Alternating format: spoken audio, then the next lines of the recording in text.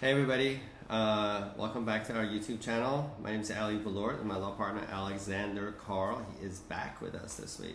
I am back. Good to be back. Thank you for tuning in on our tremendous YouTube channel. More exciting news for you coming out today. There has been a new announcement in regards to registration requirements for certain, let's call them, immigrants, non-immigrants, people here without status. We'll get into more details, but we don't like to use the word alien by any means, but they still use it in what USCIS does. We always use foreign national. Foreign national. Foreign national. Yes. Yes, for certain foreign nationals who are here in the U.S., right, there is going to be a registration requirement where you need to register with the government that you are here in the U.S. Nothing's been finalized. Kind of interesting. I wasn't really privy to it, but Ali, my law partner, has been doing this for a number of years, remembers something somewhat similar to this back in the day. So back in the day, real quickly, right after 9/11, the government under the Bush administration at the time initiated what's called NCERS, and they basically went after certain nationalities, mostly from the Middle East, where they required people to register, and that was called NCERS.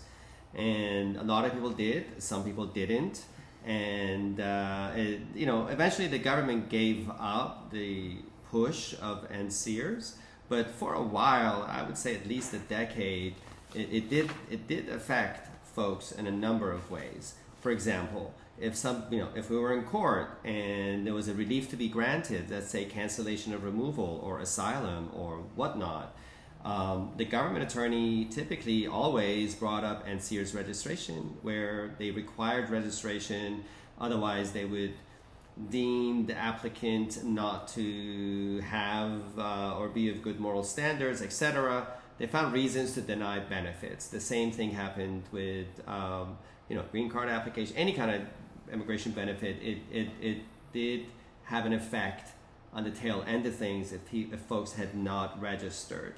And some people never registered. And we're not here to tell you to register or not to register. We're just giving you the information, just FYI.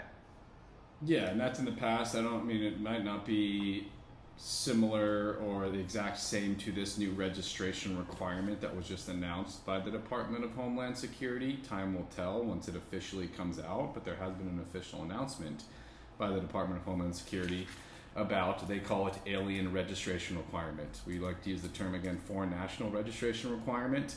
And it's going to be interesting. So most people who are here, foreign nationals, will need to register unless you were issued an immigrant or non-immigrant visa. So if you entered on a visa, even if you've overstayed that visa, from what we're reading, you wouldn't need to register for this.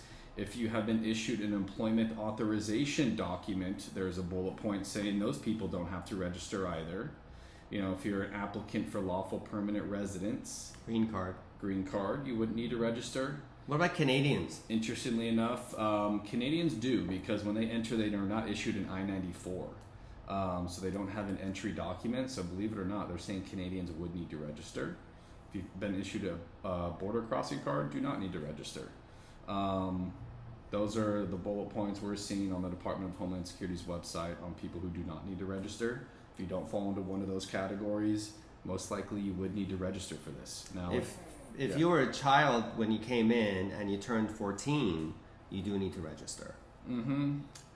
That might get your head spinning a little bit, rightfully so. But it's gonna, this is something to keep your eye on. It looks like it is going to be coming out and be official here relatively soon. Now, there's not, there hasn't been a form or anything. There will be a form. There will be a form. This is coming, but it's not here quite yet. Something to keep your eye out for. Something you probably don't just want to ignore and push to the side. If you have questions about this and you start seeing these official announcements and the form comes out, I would call the immigration attorney you're working with. If you're not working with someone, give us a call. We're happy to help out and see what we can do and answer the questions you might have. Certainly you don't want to ignore it. Certainly you want to make an informed decision whether to register or not to register. It's going to be up to you and your family what to do. And we're here to provide you with whatever information we have handy at the time that you contact us. We're happy to discuss.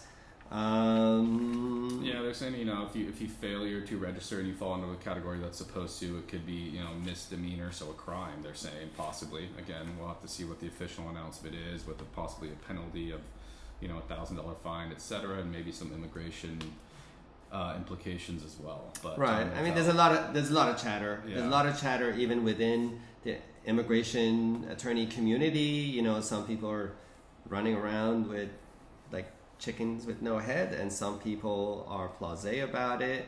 So I don't know if they're going to be able to implement the. Sure. No one knows. No. So no one knows.